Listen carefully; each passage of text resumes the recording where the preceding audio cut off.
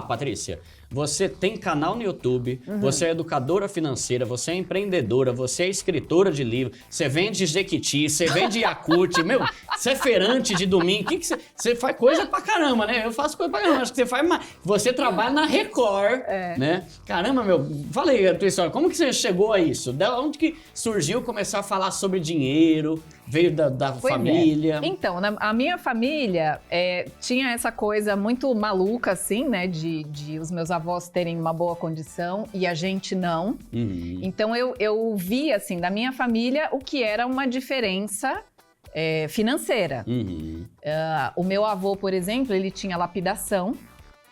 Então, a lapidação trabalhava fazendo aquelas lapidações... que não é isso aqui, de não, joia tá, gente? mesmo? Não, de cristal.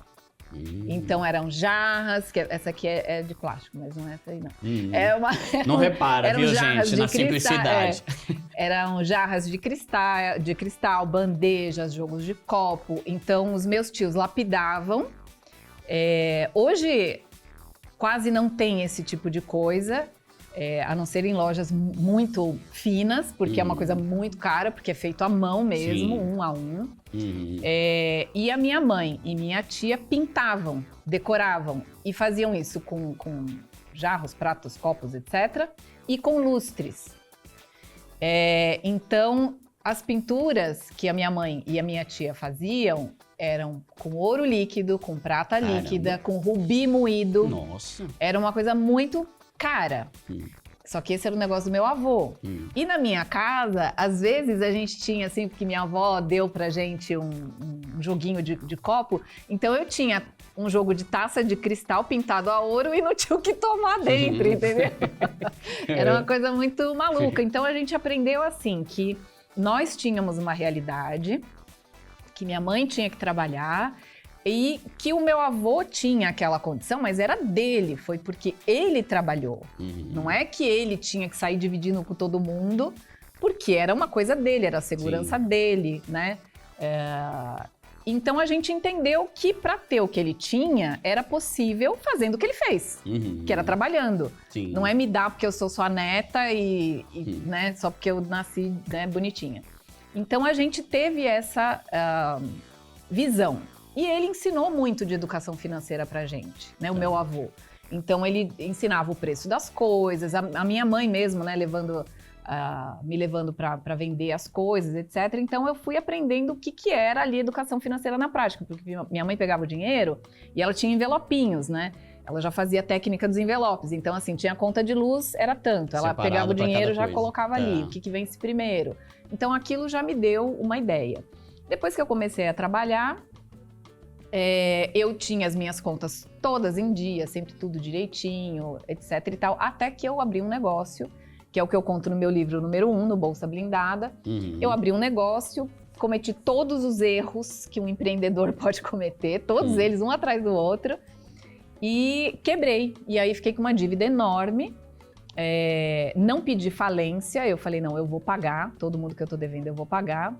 Boa parte da dívida na época, porque isso foi no ano 2001. Quando foi a Torre Gêmeas? Foi 2001, né? Foi. Eu abri em 2000, fechei em 2001. Então a dívida foi por causa de um negócio que você tentou abrir e deu muito errado. Deu muito errado. E foi muito grande a dívida. Foi muito grande porque era um comércio atacadista. Então era uma coisa... Você teve que comprar um monte de coisa para depois tentar revender, mas não rolou. E eu tive uma loja no shopping. Num shopping no Brás. Né? Para quem não conhece, é um polo de comércio atacadista aqui em São Paulo, muito grande. E aí deu muito errado, eu fiquei com uma dívida muito grande. Naquela época, o índice de correção que a gente usava era o dólar. Então, muitos dos meus credores pegavam aquela dívida em reais, transformavam em dólares e diziam, olha... Você me paga aí, mas em dólar. E aí eu cheguei a dever 150 mil dólares. Maluco. Com essa coisa toda. É doido. Fora se você acha que tá lascado já com essas suas pendengas tuas, imagina ela em 2001. Devendo 150 conto pro tio Patinhas. Nossa, é grana, hein? Caramba. Era muito dinheiro. E aí é que eu fui começar como eu resolvi pagar, eu falei, não, eu vou pagar todo mundo. Eu tive que entender como eram essas dívidas. Então eu tinha, aqui em São Paulo, não sei se você sabe, mas tem 14 cartórios de protestos. Como é que eu sei isso? Porque o meu nome estava em todos eles. Nossa. 14. Caramba. Então eu tinha protesto, eu tinha cheque sem fundo, cheguei a ter 80 cheques sem fundo. Porque naquela época a gente usava cheque pré-datado para fazer as compras, né? Eu devia 3 cartões de crédito, 2 contas de banco, limite de conta. Então eu tinha todo tipo de dívida que você pode imaginar. Tá. Até nota promissória que nem existe mais hoje em dia. Então eu tinha tudo isso e eu dizia, tá, como é que eu faço para pagar? E aí eu comecei a entender que tinha já naquela época meio que uma indústria da cobrança. Porque eu me lembro que eu tinha, por exemplo, a minha conta pessoa física, eu tinha R$3.000 de limite. Que se você for pensar, 22 anos atrás... Era bastante. Era né? muito, porque eu ganhava muito bem. Tá. Quando eu saí do emprego que eu tinha para abrir a loja, eu ganhava R$6.000 por mês de salário líquido, não de bruto. Tá. Então, R$6.000 lá 22 anos atrás, eu ganhava muito bem. Eu tinha um Audi 0 km. Logo que veio para o Brasil, né, que tinha a família do Ayrton Senna trouxe a Audi para o Brasil, eu logo em seguida comprei um 0. Então, eu tinha dinheiro, eu tinha uma boa condição, até pelo que eu tinha aprendido lá atrás. E aí, de repente, perdi tudo. Andando de ônibus, eu não sabia se o ônibus entrava por trás ou pela frente. Eu sei que, até hoje eu não sei qual é a porta, mas eu sei que eu entrei pelo lado errado, o cara me xingou dizendo que eu não queria pagar o ônibus. Enfim, foi um vexame. Quase fui atropelada, porque quando o farol estava verde, eu atravessava, mas era verde para o carro, vermelho para o pedestre. Fiz altas besteiras assim, quase morro por causa disso.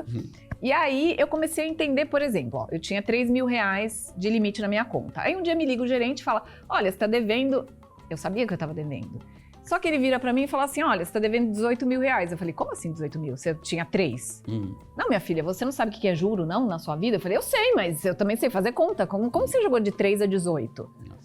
Aí ele começou a explicar umas coisas que não tinha nada com nada. E nessa ocasião você ainda não era especialista em finanças? Nada, não. Né? Tá. Eu só sabia que eu tinha me lascado, porque até então eu nunca tinha devido, mas né? essa lascada que você entrou não foi necessariamente por uma burrice financeira. Foi talvez por má administração ou gestão de um empreendimento. Burrice administrativa. Tá. A burrice tem que estar presente, entendeu? Teria a ver com, tipo assim, você tentou abrir um negócio sem ter pensado e planejado muito bem a coisa. E é o que eu falo pra muita gente hoje. Você estuda pra trabalhar no negócio dos outros, mas você não estuda pra trabalhar no seu. E eu falo isso porque eu fiz isso. Eu tinha, né, eu tinha estudado, tinha feito administração, jornalismo, uma série de coisas. Por que eu não fui estudar para abrir o meu negócio? Porque eu achei que uma loja era a coisa mais boba do mundo, que você comprava por 1, vendia por 2, ficava rico e tava tudo certo. E no primeiro mês, eu tinha faturado R$150.000. R$153.000. Eu falei, gente, tô rica. Vai dar certíssimo. Deu tudo errado. E aí, eu fui ao banco. Quando o gerente me falou que eu estava devendo 18 mil, eu falei, não, você vai ter... Aí sentei lá e falei, você vai ter que me explicar como é que 3 vira 18. E eu vi que o cara não tinha como fazer aquilo. Eu falei, você está chutando esse valor, que é o que acontece até hoje. Até hoje. Então o cara liga para você hoje, você que está aí do outro lado endividado, o cara vai ligar para você aí, toca o teu telefone o dia inteiro, né? Você fica falando, é telemarketing, é cobrança. Todo mundo sabe. Não adianta, né? O pobrezito ali sabe. Que o dele toca também. Ele põe no silencioso, mas a gente escuta vibrar. Aí o que acontece? O cara liga e fala assim, olha, você... Oi, desculpa, tava no atendimento aqui, ó. O cara liga pra você e fala assim, oi, fulano de tal, olha, você tá aqui devendo R$25.000, a sua dívida está 480 dias em aberto, blá, blá, blá, blá, blá. E quando você começa a parar pra raciocinar, você já fica apavorado. Quando você fica apavorado, o cara vai e joga aquela conversa toda, blá, blá, blá, blá, blá, não deixa nem você pensar. Faz ali uma oferta, só pra hoje que eu tô te dando X desconto. O cara aceita e se lasca. Por quê? Porque o cara tá chutando um valor.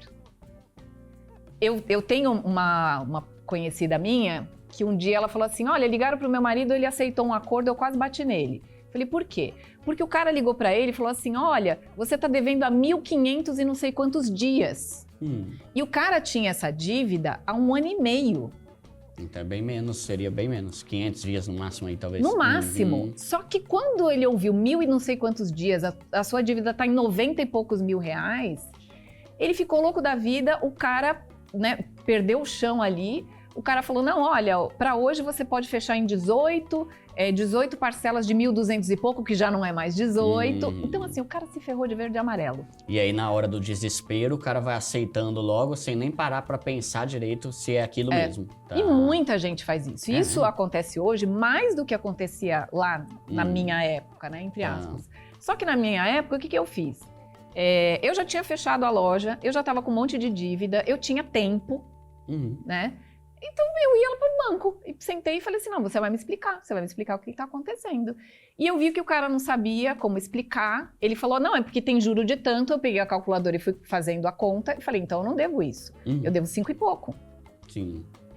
E aí, né, meio assim, e aí o que eu pensei, né, eu falei, olha, o que eu vou fazer? Eu vou juntar 3 mil de alguma maneira e vou oferecer, que é o que eu usei mesmo, o resto é juro. E foi uma coisa que veio na minha cabeça. Eu falei, eu vou fazer isso. Só que eu tinha N dívidas. Então eu ia juntando dinheiro, que eu fui assim. Eu vendi um pouco da mercadoria que me sobrou. Então eu ia lá e abatia uma dívida.